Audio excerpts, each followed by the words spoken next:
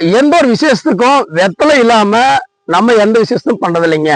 ஒரு திருவிழா ஓட்டம், ஒரு சடங்கு, கல்யாணம், எந்த ஒரு விசேஷத்துக்கும் வெத்தலை பயன்படுத்துறோம். இந்த வெத்தலை ஏன் முதன்மையா வைக்கிறோம் அப்படின்னா, எல்லா விசேஷங்களுக்கும் வெத்தலை பாத்தீங்கன்னா முதன்மையாக பயன்படுத்தக்கூடியதாங்க இந்த வெத்தலை. இந்த வெத்தலை பல ரகங்கள் உண்டுங்க. கம்மா வெத்தலை இருக்குது, கருப்பு வெத்தலை சொல்லுவாங்க, பீடா வெத்தலை சொல்லுவாங்க. ஏதோ ஒரு வெத்தலை இருந்துக்கு போதுங்க. இதுல நீங்க என்ன சொல்ல போறீங்கன்னு கேட்க வந்தீங்க. அந்த காலத்துல பாட்டி தாத்தா வெத்தலை போடாதவங்களும் யாருமே கிடையாதுங்க. அவங்களுக்கு மலச்சிக்கல் வந்தது கிடையாது, தூக்கம் வரலன்னு சொன்னவங்களும் யாரும் கிடையாது. அதே மாதிரி அவங்களுக்கு அதிகமா சளி சம்பந்தப்பட்ட நுரல் சம்பந்தப்பட்ட எந்த பிரச்சனையும் வந்தது இல்லைங்க. ஆனா இது நாம மறந்துட்டோம். இது யாருமே இதை பயன்படுத்துறது இல்ல.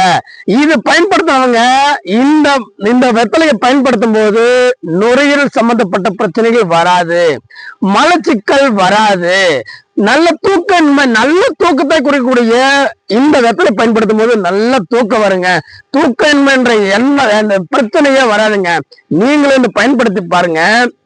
இந்த தூக்கம் இல்லையா, மலச்சிக்கல் இருக்கா, இந்த வெத்தலைய நீங்களும் பயன்படுத்தி இது எப்படி இருக்குன்னு சொல்லி நீங்களே கமெண்ட் சொன்னுங்க. ஐயா அது மட்டும் இல்லைங்க, இந்த வெத்தலை சாறு 5 ml, இஞ்சி சாறு 5 ml கலந்து சாப்பிட்டு வரும்போது நுரையீரல் சம்பந்தப்பட்ட அனைத்து நோய்களுக்கும் அற்புதமான ஒரு மருந்து தாங்க இது. நீங்களும் பயன்படுத்தி பயன்பெறுங்க. நன்றி நேயர்களே.